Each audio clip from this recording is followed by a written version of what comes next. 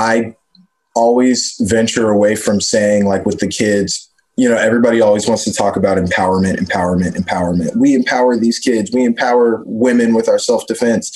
You're not empowering anybody. They already have the power. You just have to make them aware of it. Hey guys, I'm super thrilled to have Dom Hoskins on the podcast today. Dom is a very active competitor. He's very involved in the social aspects of jiu-jitsu as well. And it's a thrill for me to meet him, not quite in person, but remotely. So how are you doing, Dom? Doing all right. Thank you for having me on. I really appreciate it. It's just been a hell of a few months or a year, I guess now. Yeah. Well, you've done a fair bit of competition in the last year, mostly with Fight to Win. So how did that work? Like, how do they work with the public health regulations of wherever they've done it? They've done it in a couple different locations, like Philadelphia, I think you said, and also in California. Yeah, they did some stuff in Texas, and they're currently in Texas. I think it was Texas, Austin, Dallas, and then they did some stuff in Miami and in Philadelphia. And so I fought a couple times in November in Philadelphia, and they did a great job. Every week, the whole crew has been getting tested. Even Seth's kids would come to some of the shows, and then he would have them tested as well. So everybody was staying on that. Gloves and sanitizer for any times that there were any kind of fighter interaction.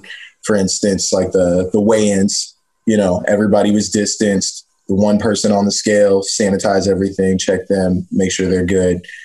They had masks on for face-offs. And so they generally kept everybody spaced out as necessary and as compliant as possible. And then, the only break in that was the two athletes that were getting down. So it's almost like the UFC Fight Island model, as opposed to the UFC Miami do whatever the hell you want model. No, totally. It was very, very similar. And, just kind of had to go to places where you were allowed to get the crowds. But even at that point, they were still holding capacity limits and doing that whole deal. So they covered a lot of their bases for sure. How did you find competing after, 6 months of basically not competing, probably, maybe not training as much, not training with as wide a variety of people? Like, how does that work for a competitor to all of a sudden be thrown back into it? Maybe allowing time for some injuries to heal too.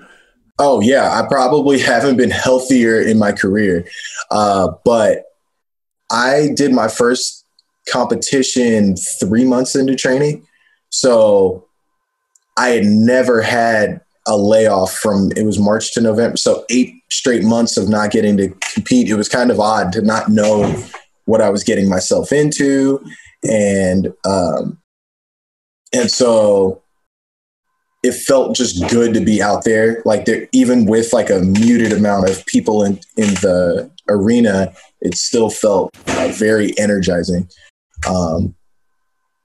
And yeah, it was good. It was everything was run perfectly to a T. Got the W in the first one, so that always helps. And it just felt good to be out there. It was kind of very a subdued sense once I got my hand raised, and I'm like, wow, this is how much I really, really miss the stuff. I love it. Yeah, I wondered. I don't think they were like piping in extra crowd noise, because I see a lot of pro sports or team sports now where, you hear the screaming, the cheering in the background, and they show briefly the stands and they're completely empty. It's this weird disconnect. It just goes to show how much we enjoy it. The group experience of watching people compete.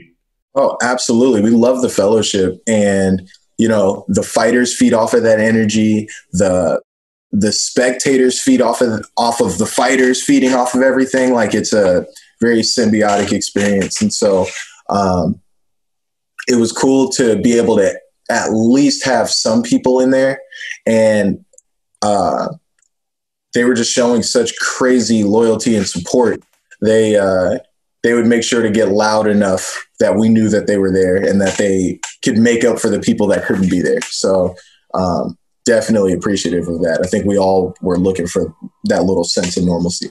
So in addition to being a competitor, you also teach, but I think the unusual thing is that you place a very strong emphasis on working in the community and bringing jiu-jitsu into the schools. Can you talk a little bit about that? Yeah. So my family, I come from a family of activists. My dad was in the civil rights movement. And so he was working with the SCLC, and he was doing a whole lot of stuff in the South. He's from Alabama. And my mom was doing stuff in the West Coast in California. My aunt was a major proponent to repeal the death penalty. And then she was working with Stanley Williams in prisons. And so I've come from a line of people that do a lot of community work and want to always like give back. You know, that was some of the best advice I had given was, when you need the most help, give the most help. And so, you know, I've kind of followed through. Wasn't able to play organized sports growing up. I've been able to, you know, graduate from college and, you know, obtain a black belt and, you know, fight professionally with this stuff and do a lot of different things, but it's never meant anything when I've had to deal with, you know, police brutality or discrimination of any kind. And so even with the privileges I was bestowed, I still want to pay as much forward to other people as possible. It's just in the blood.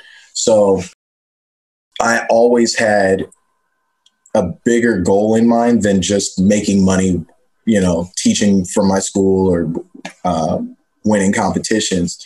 And so we've been doing a lot of community work.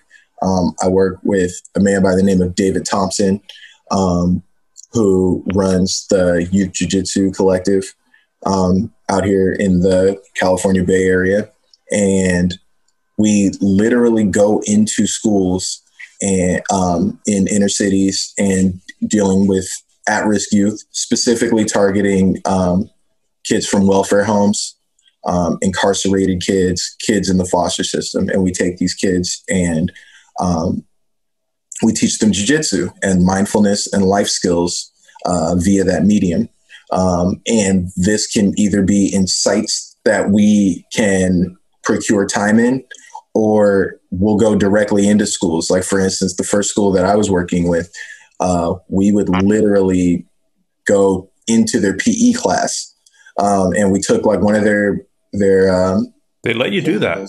Like, you'd think with the risk aversion, they're like, no way are we letting grown men touch young kids. No way are we doing any contact sport. No way are we teaching these hoodlums how to be more effective fighters. Like, the liability there, I could see a school principal or school board going, no freaking way. And we get more than our fair share of the no. And so we have to make sure that we fully illuminate all the colors of this. You know, it's not just, hey, we want to teach your kids how to fight. This is a bad area and they need to defend themselves. But, you know, but we teach more of the mindfulness aspect. We need kindergartens. If you, Sacha Right, Baron, exactly. where he's getting senators to sign on to the idea of equipping specially trained preschoolers with guns to stop terrorist attacks. Yeah, exactly. Works every time. You know, it's kind of like what they've already done in the country. So we have them, we'll go into these schools. Some of them will give us like little portable areas where we can set up mats. And then what started as an after school program for a lot of kids, which has helped, started to evolve where a lot more kids started catching wind of this. And, you know, and they knew we weren't just teaching jiu-jitsu. On paper, it sounded like that. And then, you know, in negotiating with the school, we have to make sure that they understand all the aspects of off the mat skills that people are going to obtain from this. And also how they're going to, you know, how it's going to in turn affect the school. You know, the schools are getting funding via testing and via grades and those and attendance. So what we're teaching is directly affecting those things. And so, yeah, it went from being an after school program to so many kids wanting to get in that they turned it into a PE elective at the middle school I was teaching. And so, you know, 4th, 5th, 6th period, I have 6th graders one period, 7th in another, 8th in another. And so it just continued and blossomed from there. What does a typical class look like? I'm assuming it's an hour long? Yeah. So it's an How do you Trojan abbreviated horse other stuff other than choking people into this? Yeah. So we'll have everybody come in, and I have signals to make sure that they are paying attention. You know, like if you're, we'll have a hands up if you're listening, hand over your heart if you're ready to study, learn, continue. And so once I have everybody's attention, that's already the first step in this. It's just making them present, making sure that they understand that they're here. And then I'll give them like a little rundown. We'll circle up, ask them how everybody's feeling. They have to give their name, how they're feeling that day. Once again, making sure that they're present and being mindful of their feelings, why they're feeling that way, and one thing that they're grateful for. And so then once we've got through that, it's kind of more of like a therapeutic period for them. Certain schools that we work with afterwards, like just based on their structure, we may do homework help. But either way, once we get to that, then we escalate into the jiu-jitsu, and then, run them through like a abbreviated warm up, abbreviated technique, abbreviated sparring. And then afterwards we have the come down, and then it's being mindful of how'd you do? How'd you feel? What do you want to work on? Reframing those mental tools so they're not thinking about, oh, I lost, or, oh, I got tapped, but, oh, this was a minor setback. How do I learn from it and fail forward, so to speak? Let me hit you with a couple of objections. One's, I think, probably the one that you hear the most. And it goes back to that, okay, you've got troubled kids, you've got kids in a bad neighborhood, you've got kids who've been, their parents have been incarcerated, or they've been in touch with the legal system. Mm-hmm. And now you're teaching them to be more effective fighters. How can this be a good idea? You'd have to step on the mat. The first thing I tell them, I talk to people about life skills. There's a lot just superficially with the mat. What do we learn? We learn perseverance.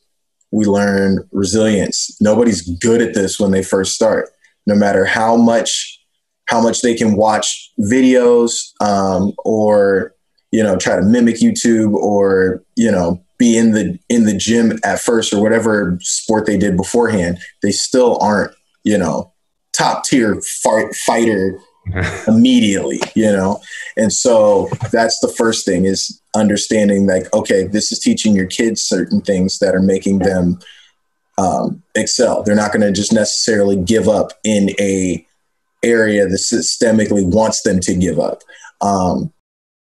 You start upping their attendance. Why? Because when they find something that actually compels them, and that they really want to absorb, they're going to be more motivated to arrive.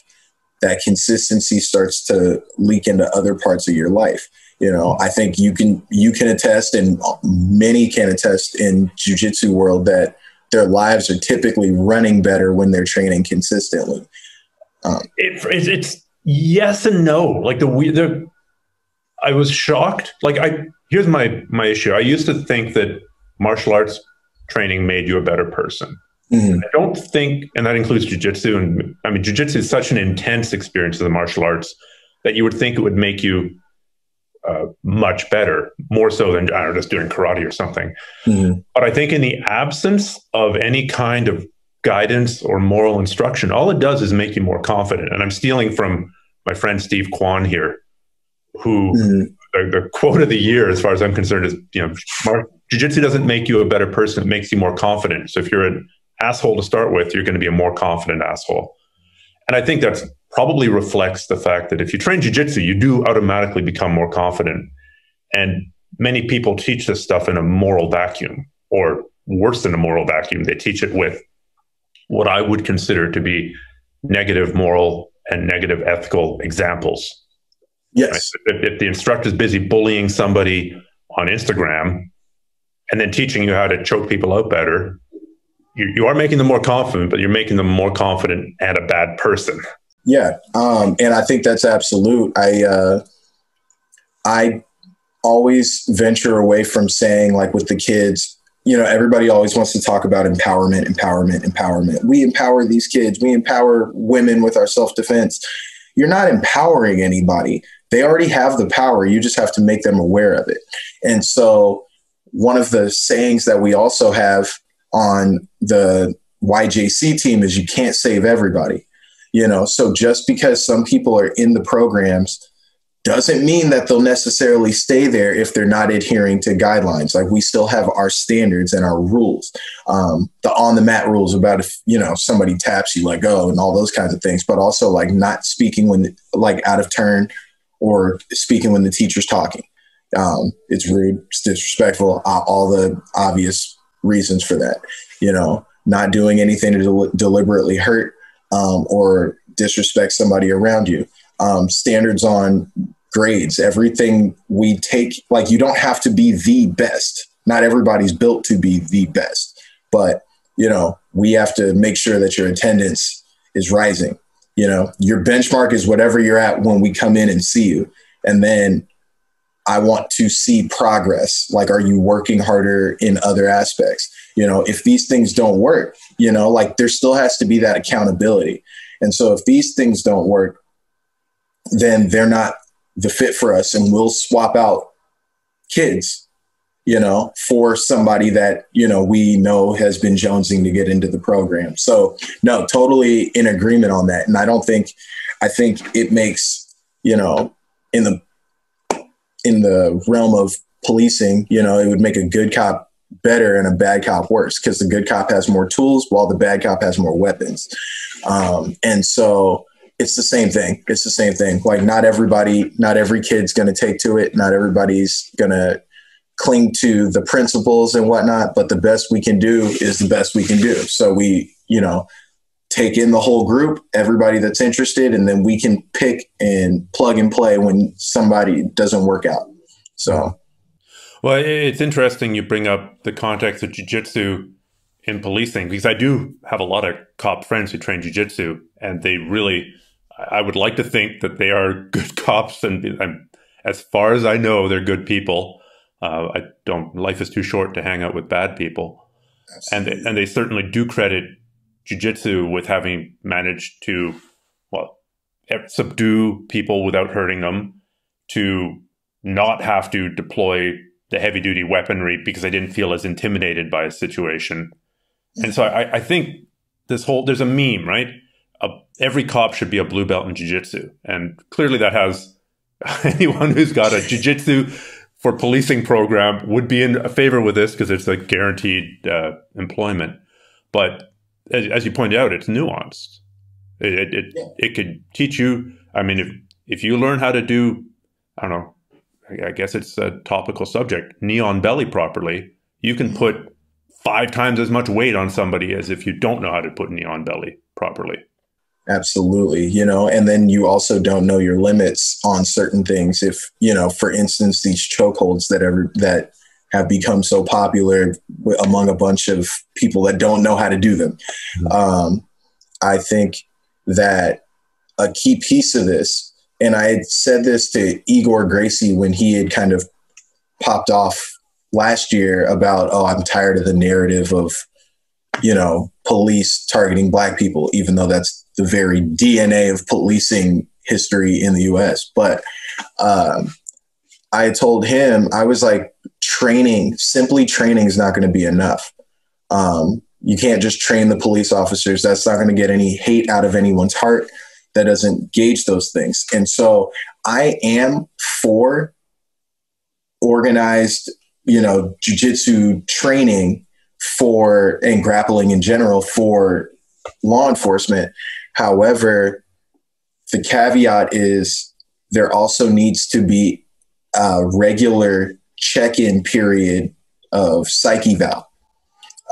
So, you know, every month or every 2 months, 6 weeks, whatever is deemed appropriate, the jiu-jitsu instructor or instructors are filling out something like a briefing on how this person's mindset is manifesting itself. Does this person spaz when they're in a bad position? Does this person get really upset when somebody smaller than them or a lower belt or somebody that they don't think should beat them beats them? Then that's probably somebody where you're like on their psyche val, like they, are really antsy in bad situations. They don't handle stress as well, et cetera, et cetera. And then you have that to gauge off of, and then it becomes the department's issue to figure out, if they can work with this person or not. And in the meantime, they continue training, and we as jiu-jitsu instructors already know how to help them solve whatever those problems are. And if we don't, we have a world of people around us that can. But then on the other hand, you'll have a lot of people that are, hey, this guy, he shows up early, leaves late.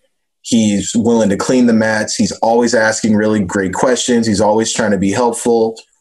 Is the first person to take the brand new white belt and try to help him out with something, even if they're not the best grappler, their mindset is showing that they're more apt to be able to handle the stressful positions that they can be put in on the job. There are so many places that we could go with this, and I'd like to hit a bunch of them, and I am not, the whole, I don't know, we'll call it Black Lives Matter for short, but obviously it's bigger than the movement of the last couple of years. It goes back to the civil rights era and before. Mm-hmm. But what do you say, one common sort of counter to the narrative that the police deploy excessive brutality against Black people goes, and I wish I had the narrative printed out in front of me, and I don't, something like, well, on average, white males are more likely to be shot per capita than Black males. And, well, of course, more Black people have more negative interactions with the cops because they commit a greater percentage of the crime. So you're going to have more. Those are kind of like two statistics I'm sure you've had thrown at you. And I'm not doing them a fair job of representing them. So if you could. Well, they don't necessarily do a great job of representing themselves because they don't take into context everything, like white people being 60% of the US population, 63%, I believe, and Black people being 12%. So, but then if you look at prison population and, which is literally in our Constitution, legal slavery, because the 13th Amendment abolished slavery on all grounds, except when you're doing servitude. So for, a prison sentence. So we still have legal slavery, and those prison populations are a lot more similar. Like we take up over half of the population that white people take up in prison and just the incarceration system as a whole. Then on top of it, you add to it redlining, historically, which zoned people of color in particular, but predominantly Black people, into certain areas into certain towns. And so this is considered those are considered the downtown areas. The more sylvan and suburban areas are inhabited by the white folks. So then what happens in those Black areas? They stick a police station smack dab in the middle of it. Well, naturally, what are you going to see more of? You're going to see more crime there.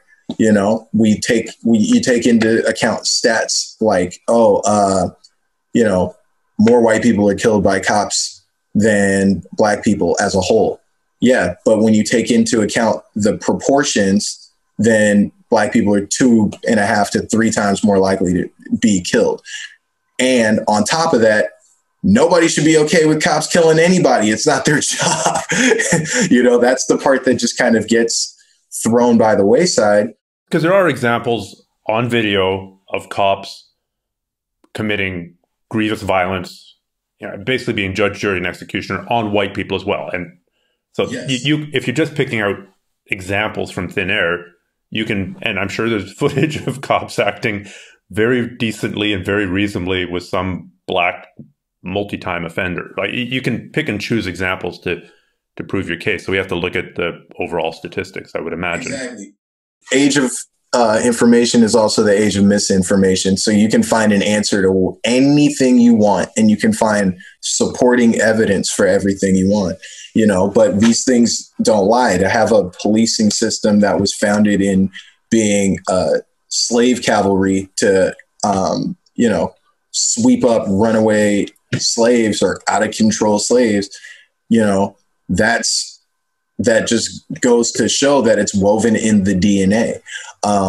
You know, and then in turn just continues to be a trickle down.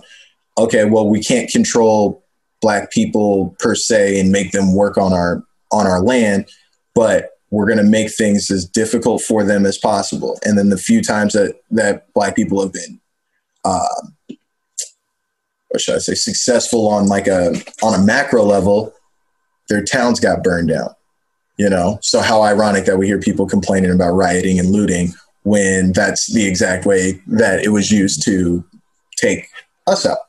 So I guess the best example there is the Tulsa Massacre, which like 99% of the world I had never heard of until I watched the Watchmen TV series last year. And it's like, this is crazy. And no, this is real. This is real. This has actually happened. You know, the Black Wall Street really did get burned to the ground, and there really was an airplane flying over, shooting people on the ground. Yeah. And I think they just found the mass grave for it as well. Yes. Yes. You know, there was like a big old movement to kind of really experiment or explore that more because we had the 100-year anniversary, I believe, last year. So, yeah, it's just stood the test of time. Like, this stuff doesn't change, and it shows its head in different ways. You know, even in jiu-jitsu, we see it. You know, you're not seeing, like, there are a number of people who have been exposed as rapists, pedophiles, and a whole bunch of other stuff in the jiu-jitsu community that aren't Black. And we never saw anything. You know, I can't weigh on the Lloyd Irvin situation because I'm not a part of that team. And I don't know all the inner workings of all that stuff. But we never saw such a lynch mob as we did when the most prominent Black coach of our time and his team of predominantly Black, successful Black athletes, you know, as soon as they had something hit them, then it was just blacklist, you know? And it's entirely possible if those allegations are true. Yeah. Would you agree that he should be blacklisted? 100%. And it's not about and so that's the thing, is the action itself would be deplorable, no matter what the person looks like or what walk of life they are. But it should be the same proportional effect on him that you would have on any of these other people. You know, nobody's saying flame Gracie Baja for having a pedophile on their team, or flame any of these other teams that have had scandals come out. So, you know, it should be equal, literally equal, same proportional punishments, same proportional, you know, notoriety. Everything should be on the same level. I think most reasonable people would agree with that, and it just shows how institutionalized it is. That until you mentioned that, I mean, I'd heard all about the Lloyd Irvin accusations and situation. I've got some insider and some information there that, you know, suggests there was a whole bunch of dodgy shit going on. But you're right, like the outrage for when, you know, a white jiu-jitsu guy does it, there is some, but not nearly the same level. No, it's like almost like people are waiting for you to do something wrong. I've had, above anything I've received in messages, being outspoken about social issues. Like, I've been doing a lot of work for decades, you know, among my family and other institutions. But then being really, really loud the past few years, the number one message I always receive is be careful. You know, like, is somebody going to do something to me? Is somebody trying to dig up something on me? What's everybody, you know, instead of listening to my words and then trying to find resolution, people just want to like cut it down. And so other folks are just worried more so about that, you know, which detracts from the actual cause and the actual problem that needs to be addressed. But it's just a part of the life we're living, I guess. Do you think there's a parallel situation in Brazil itself? I mean, there's an interesting parallel with the education work you're doing, because there's a lot of jiu-jitsu guys working in favelas, you know, the slums. Yeah. But obviously there have been lots of cases where police units in Brazil have just gone totally black and just, you know, oh, well, we think we should kill him, make this person disappear. Oh, yeah. Well, like the level of corruption, you know, blatant corruption between the government, drug lords in the areas, policing and payoffs and like those kinds of things. Like, I think that they have a lot of what we have. And so it's a solid parallel. It's almost no wonder that like America would be the place to immigrate to, especially if you're into jiu-jitsu. You know, you want to make more money off of it. Then you come to the States where you can find places that have similar climates, Florida, Southern California. You know, you have a similar climate, similar layout, similar lifestyle, and the money has a higher value. And so, yeah, they're seeing a lot of the same things. So it's nothing new. But I also think that plays a major part in why we've seen so many Brazilians, even though they're brown, still assimilating to this white supremacist culture, because in the spirit of survival, they know that's the way to make their money and keep business sustainable and whatnot, you know. And it's obviously not everybody, but there's a great deal of them. Yeah. So, I mean, what about some of the, and again, here I'm venturing outside my realm of expertise. So that's always dangerous. But I mean, there's some really black guys coming out of Brazil. Like, you know, if you saw them on the street, you would go, this dude's black. He's not brown. So are you saying that they're in the same system, or are they like, how does that play out once those guys hit North America? And how does that play out with them being in Brazil? I think, well, my experience in Brazil was cool because as I was down there, like I knew a little bit of Portuguese. I'd speak and, you know, say my pleasantries in the grocery store, at the juice bar. And, you know, everybody was really accommodating. Then there'd always be like somebody that would start speaking super quickly in Portuguese, and I wasn't quite there yet.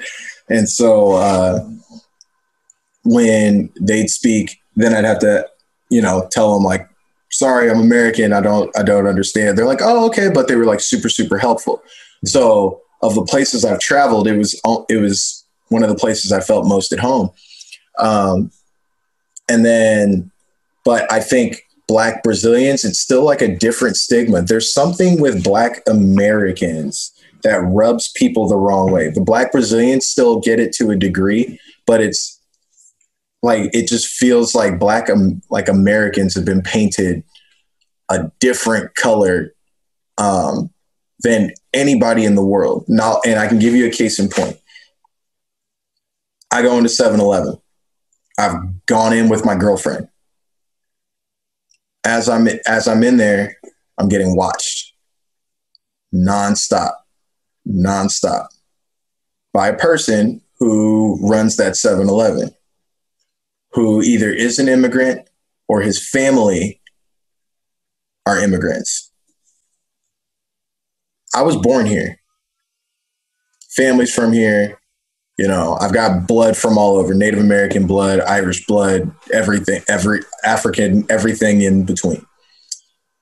So just that little moment, and this has happened multiple times, it happens almost daily. those little moments, they kind of pick at you. Why? Because could you imagine, Steven, I go into your house and then while I'm in your house, I'm clutching my stuff because I'm afraid you'll steal from me. That's how we've been painted. And I have not seen that from any other Black person, mass amount of people. And people can DM me if they want to, talk about examples if they want to. It won't make a difference. But I have not seen that on a macro scale among any other Black populations. Black Americans get that. Mm-hmm. And it shows its head in different ways around the world. So I suppose in places like France, I mean, France had some Black people, you know, in the 1700s, 1800s. Yeah. But the real horrific excesses were in the Caribbean. It was far away. That's where all those Blacks were.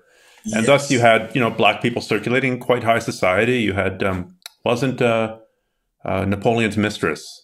I mean, she was Creole, I think. Mm-hmm. And so it wasn't that unusual because you kind of had, I don't know, the good Blacks here and the bad Blacks over in, I don't know, frickin' Haiti. Yeah. See, and that's the thing. Like, it's like there becomes like this weird hierarchy. Some of it's colorism. Some of it's just nativism. It's like a xenophobia of sorts among Black people with other Black people. And Black Americans are always pushed to the bottom of that.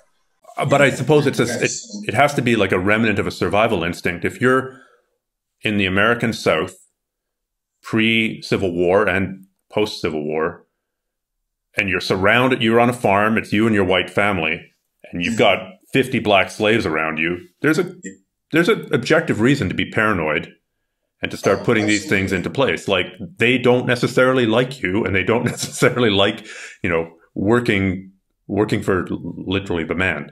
No, that's the thing. I think a lot, like all of this is survival instinct. I think the whole genesis of racism is a survival instinct. People want to, you know, leave a legacy and want to see themselves continue to go and grow and leave something moving forward. But if a Black person and any other person get together, the child's going to end up darker, you know?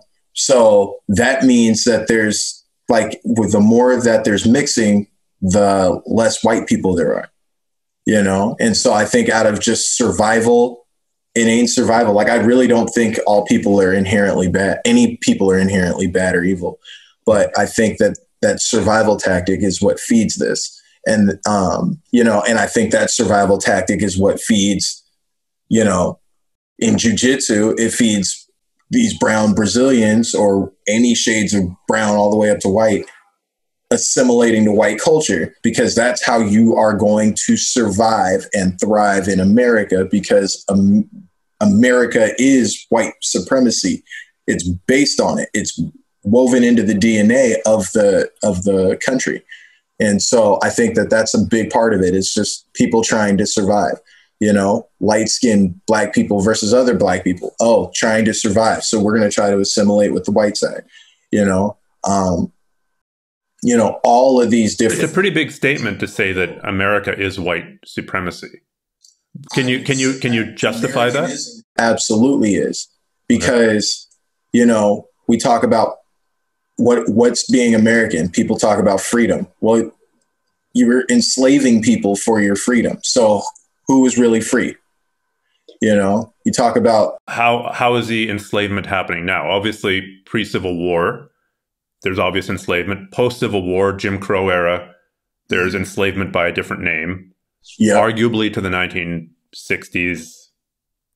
And then, you know, we get the civil rights movement, or the silver rice movement, as I heard. Civil rights movement. No, but how you're arguing that there's enslavement now? Absolutely, absolutely. 13th Amendment says it's okay to do, you know, if it's within, you know, it's a prison sentence, if it's in that area. So it's no wonder that all of a sudden with a prison industrial complex that's kind of funneling people straight into there, this school to prison pipeline. Don't give resources to these kids. Everybody's redlined into these neighborhoods. Well, people find interest in things that they can find that resonate with them or that they can relate to. And so that systemic issues like bleeds into a lot of other things. So, okay, you don't have a lot of resources. So that leads to unmotivated teachers. That leads to unmotivated students. That leads to a deprived population. So then these people don't see schooling as the way to go because they're not good at it. So they start trying to find other ways to, make an income, to take care of their family. People are tired of being poor or hungry. So as a Canadian, where schools are, obviously there are some better schools and there's some worse schools, but at least the school funding is fairly equitably distributed. As an outsider, knowing what little I know about the American school system, where really if you're on the left side of 8th Avenue, your school gets 50% more money per kid than if you're on the right side of 8th Avenue because of the tax base. That seems insane to me. It seems a recipe for undereducation and perpetuation of poverty. Like that, and that's me coming at it as a pundit who sees the contrast here. Yeah. See, and you're absolutely right. Like if you're doing everything based off of property tax, but then, property value is exorbitantly higher in certain areas, then those people are getting fed while these other people, the starving people, the hungry people are, having stuff taking off of their plate. So yeah, it perpetuates this, and then you create this divide and this gap. These people are getting higher test scores. They're interested in different things. You wonder why math and science, why Black people typically aren't so proficient in those. Well, if you're poor, you don't have money. If you don't have money, you can't relate to a whole lot of things that are talking about fractions and decimals. You need to make it relate to somebody. Science. Okay, you're learning about birds and nature and mountains and everything, ecosystems. But at the same time, all these kids are shoveled into an under-resourced classroom. No danger of anyone going hiking in the next week. Exactly. And so there's these people that are in like a concrete jungle of sorts, and they can't relate, so they don't care. Why would I want to study birds if I'm never going to see birds? Why would I want to study mountains that I'm never going to walk on, And so then that grows into, if you're not interested in it, you're not going to try. Grades are lower, test scores are lower. You're not going to pursue it in higher education, assuming you could even afford higher education because you've been under-resourced all your life. And then you end up where we're at now. Oh, on top of having healthcare disparities in those same areas where people got redlined and moved to.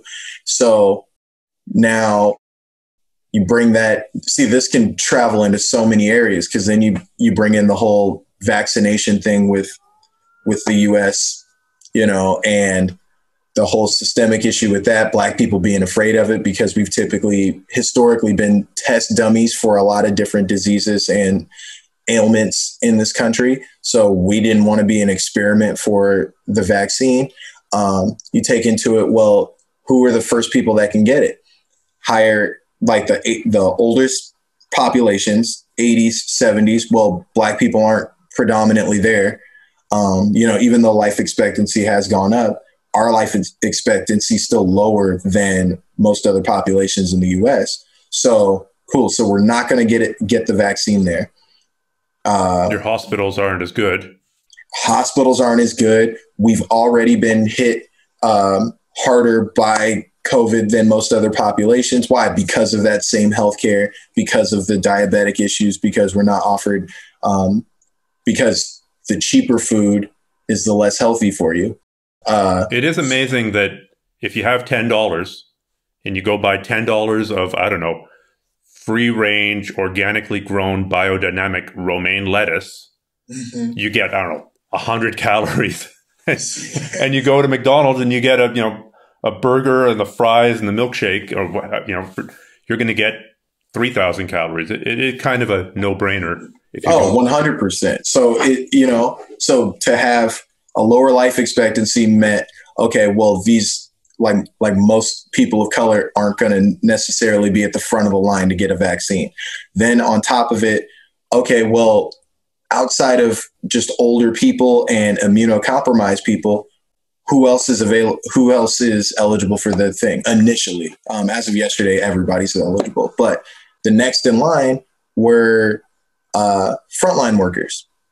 Well, who are they? Teachers, people in the health industry. Well, didn't we just talk about how most of those people of color and Black kids aren't privy to having great backgrounds in math and science? So this is where it becomes a thing where Black people are hit the hardest by COVID, but then tend to have less help. There's a huge disparity in how many vaccines they've received as opposed to everybody else. You could make a pretty strong argument that somebody working at McDonald's is a frontline worker just without the lobbying power. Absolutely. I have friends, and I don't blame them for getting vaccinated, but their company got them designated as frontline workers. And I'm like, dude, you don't see anyone outside the office. Yeah. Again, in their situation, I would have taken advantage of it as well. You can't blame the individual, but, so we've talked about the problems in jiu-jitsu, and then we did sort of a dive into the problems in American society. Is there any way that jiu-jitsu can be part of the answer here? Or is it so divided now that we're just dealing with two camps, like the progressive jiu-jitsu, and then the schools that are pushing everything from conspiracy to essentially thinly veiled white supremacy? Yeah, I think we definitely have not just a niche to talk about these things, but also like a duty to, where we are capable of being human weapons. But, everybody knows that martial arts, like as a representation, are for life principles. Now, like we were saying before, it just makes people more confident. But it's on us as the leaders, as the black belts, it starts at the top for us to trickle down a culture of acceptance, inclusivity, diversity. And so I think, we definitely play a role in that, and we can continue to, have our demos in schools, do these community projects. A big issue I've got is with the free training for law enforcement. I think law enforcement officials definitely need the practice and the training, but they have pensions, they make far more money. And I don't think that I think that should be part of the whole defund system. Is how about taking some of that extra money that's buying riot gear for areas that don't have riots and throw that money into these local martial arts programs to pay for those tuitions and have those officers in there. I think it would be useful in order to not only go, like, harken back to the psyche val thing that I was telling you about, helping their skills. And as long as you're helping their psyches, then those skills are becoming tools and not weapons. It's pumping more money into a local economy. And also on a day-to-day basis, the law enforcement officials are mingling with civilians. And so then you start to create a camaraderie that way. And so I think it's one key way that we can help. I think, like I said, helping kids, if you have a adopt a cop program of sorts, you should definitely have an adopt a child program as well. I think it makes no sense to be just only helping the law enforcement who can pay and help themselves. But then the kids that don't have those opportunities aren't getting any love. And so I think that both need to get addressed. And more specifically, the community needs to be able to help themselves. So I think, we have a responsibility to do that and to continue to stay loud, bring about awareness, and bring about action. How would an Adopt a Kid program work? Like I run a school. I've got a school. Kesting's Jiu-Jitsu, Tai Chi, and meditation in the local mini mall in, I don't know, Spokane. And I've listened to this, and I'm like, yeah, adopt a kid. So what would that look like? It takes a few different forms. I mean, you could go the nonprofit route. There's red tape with that. You can also offer it as a package for your students. So, okay, you charge $100 a month for training. You can ask people, are you open to charging or to paying $125 a month? That extra 25, that 100 is your tuition. That extra 25 goes to sponsoring a kid. And then, you know, on in the accountability circle, you help that kid. Hey, you have to be here twice a week. You clean the mats after or whatever. You give them a job. You give them some responsibility, some power. And, you know, if they respond, they continue with the program. You know, and it's like on a 3-month basis. So basically it's like $75 that have been paid for the kid for those 3 months. And you keep guiding him that way. And you can either limit the spots or max out the spots. But there's ways to do that. You know, oftentimes I've just seen with the adopt a cop thing, it's just been like, oh, free for all. You're a cop. Cool. Show us your badge. You can train. Just sign the waiver. And it's as easy as doing that with the kids too. You know, like you can flyer certain areas, certain schools, you know, all this information. There's a lot of information available, and, you know, without touching on like the red tape that has to deal with, you know, knowing personal information. Like you don't necessarily need to know about people's like income or any of that kind of stuff, but schools and teachers and faculty know who's at risk, who's having issues, social problems, emotional problems. They know who those kids are, and then they can send them to us. And, you know. So you'd literally go to the principal of the 3 schools in your area and say, hey, just so you know, we've got 5 spots, 10 spots. Absolutely. Like let them know, like, hey, we've got these spots available. You know, they have a disciplinary record of what's been happening in the school, and they can, you know, funnel in those kids and funnel in a mix of those kids, those kids with the nerds and whoever else. You know, that was actually one of the biggest things that I noticed within teaching at the middle school I was teaching, where once we got everybody on the jiu-jitsu mat, all of a sudden the hierarchy started to disappear, you know, and I think that's beautiful. Like I still find some of the traditions of jiu-jitsu world archaic. I don't think everybody needs to bow down at my feet because I'm a black belt, like stop class, middle of a roll, trying to choke somebody, and you got to let go so you can stand up and bow to me and do all this stuff. Really? People do that? Oh, goodness. I've seen it.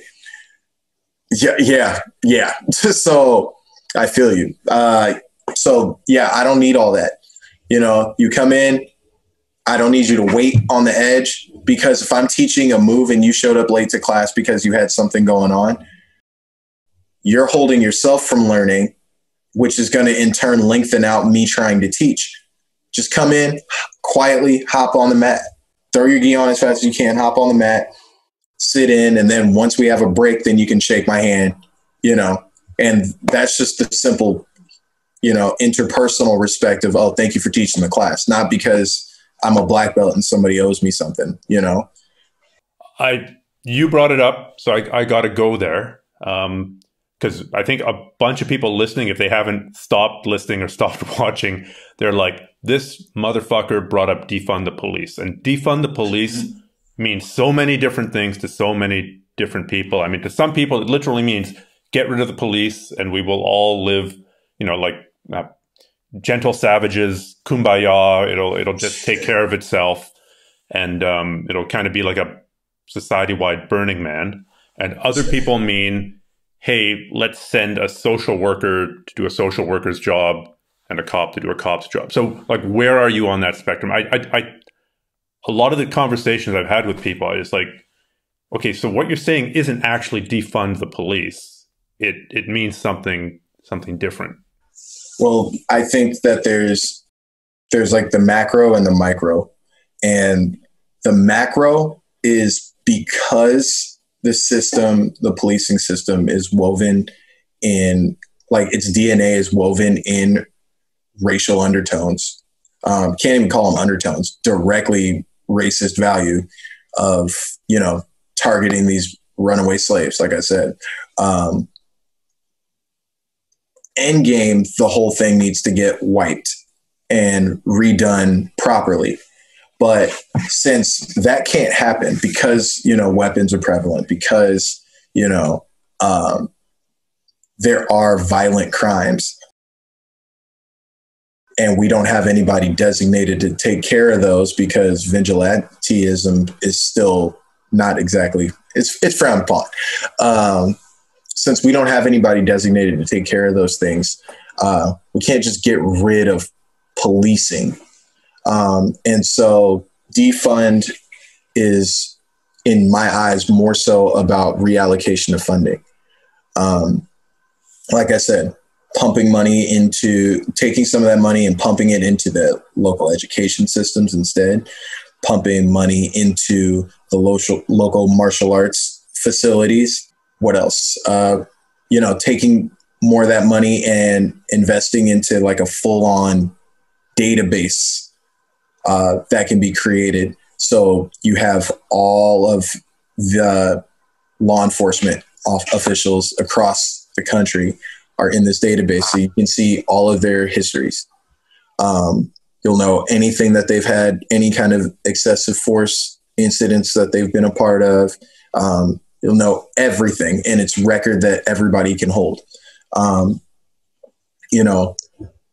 There's different ways to, taking away this money from riot gear and putting it into being able to build out these social institutions, and institutions that are geared towards helping mental health, and those social workers that can be on the scene for social issues.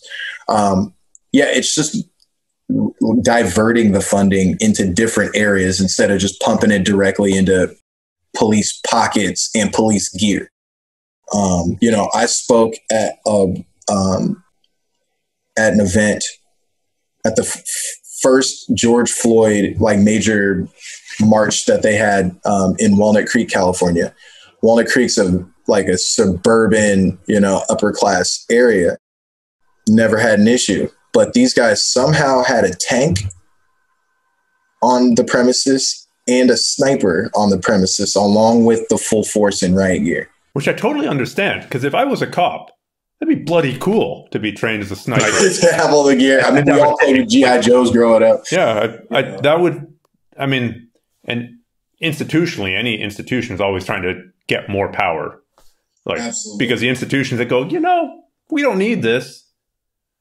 Why don't you guys take this? Why don't you guys? They tend to shrink. It's a Darwinian selection process. Oh, yeah. So while it would be very cool to drive a tank and run around in body armor, I guess I'm not going to lie.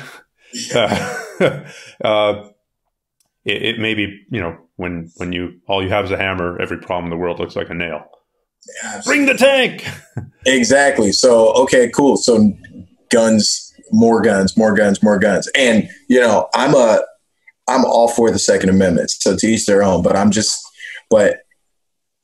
with your power should come that responsibility, and to have things like a qualified immunity, you know, officers not holding each other accountable.